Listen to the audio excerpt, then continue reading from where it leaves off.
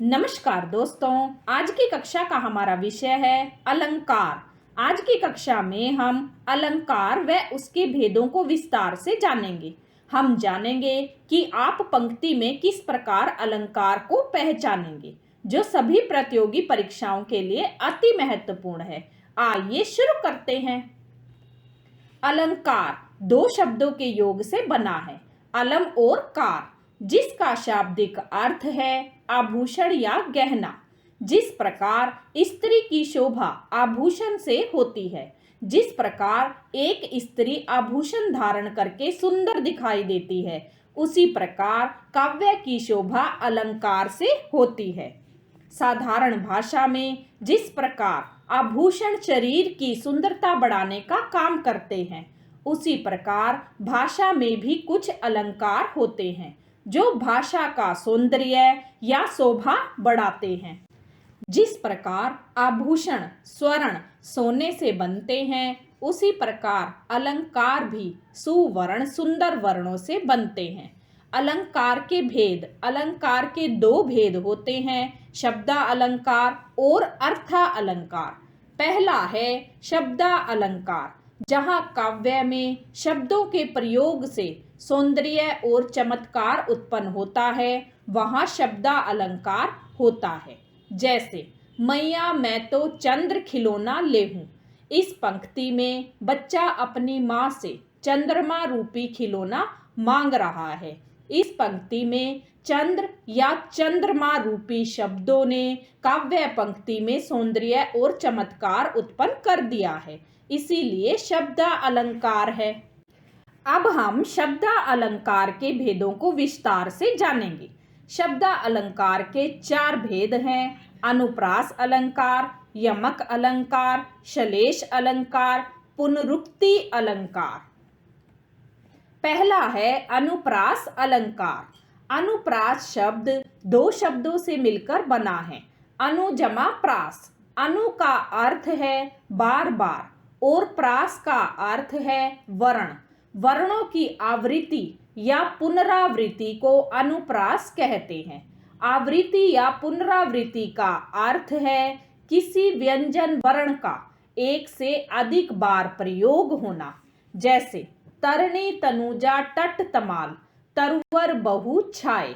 इस काव्य पंक्ति में त वर्ण का एक से अधिक बार प्रयोग हुआ है, इसीलिए अनुप्रास अलंकार है। अनुप्रास का अर्थ है वर्णों की आवृत्ति या पुनरावृत्ति को अनुप्रास कहते हैं। जिस काव्य पंक्ति में एक वर्ण का एक से अधिक बार प्रयोग हुआ है, वहां अनुप्रास अलंकार होता है। अब अनुप्रास अलंकार के कुछ और उदाहरण देखिए। रघुपति राघव राजा राम, पतित पावन सीताराम। इस पंक्ति में र वर्ण का एक से अधिक बार प्रयोग हुआ है, इसीलिए अनुप्रास अलंकार है। कल कानल कुंडल मोर पंखा, उर पे बनमाल विराजती है। इस पंक्ति में क वर्ण का एक से अधिक बार प्रयोग हुआ है, इसीलिए अनुप्रास अलंकार है। मैया मोरी मैं नहीं माखन खायो। इस पंक्ति में म वर्ण का एक से अधिक बार प्रयोग हुआ है, इसीलिए अनुप्रास अलंकार है। दूसरा है यमक अलंकार। जब किसी काव्य पंक्ति में एक ही शब्द एक से अधिक बार प्रयुक्त हो और हर बार उस शब्द का अर्थ भिन्न या अलग हो, तब वहां यमक अलंकार होता है। जैसे काली घटा का घमंड घटा। इस पंक्ति में घटा शब्द दो बार आया है। प्रथम घटा का अर्थ बादल है और दूसरे घटा का अर्थ घटना या कम होना है। इस पंक्ति का अर्थ है काले बादल का घमंड, अर्थात प्रकोप कम होने से है। इस पंक्ति में घटा शब्द दो बार आया है और दोनों बार अर्थ अलग निकला है, इसीलिए यमक अलंकार है। अब यमक अलंकार के कुछ और उदाहरण देखिए। तीन बेर खाती थी वह, तीन बेर खाती थी। इस पंक्ति में बेर शब्द दो बार आया है। प्रथम बेर का अर्थ है बेर फल से है, दूसरे बेर का अर्थ बारी वक्त से है। वह 3 बेर खाती थी दिन में तीनों टाइम।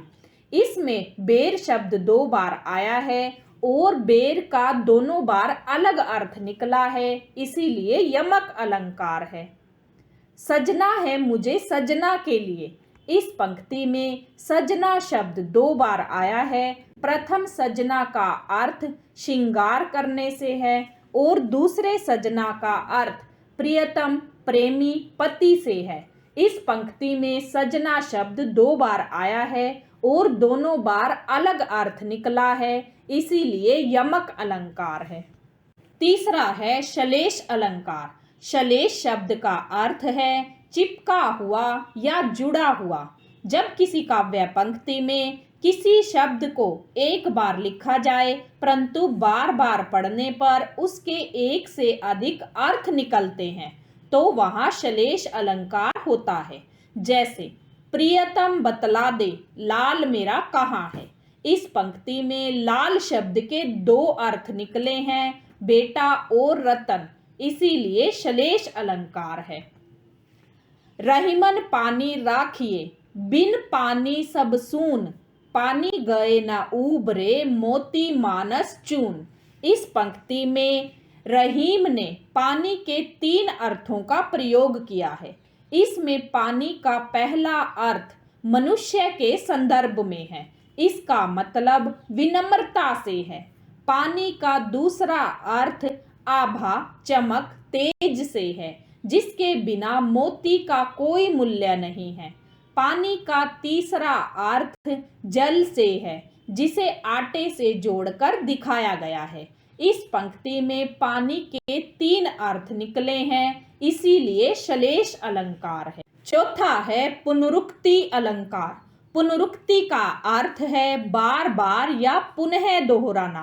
काव्य में समान शब्दों की आवृत्ति से चमत्कार उत्पन्न होना या किसी शब्द को दोहराना पुनरुक्ति अलंकार होता है। जैसे मधुर मधुर मेरे दीपक जल।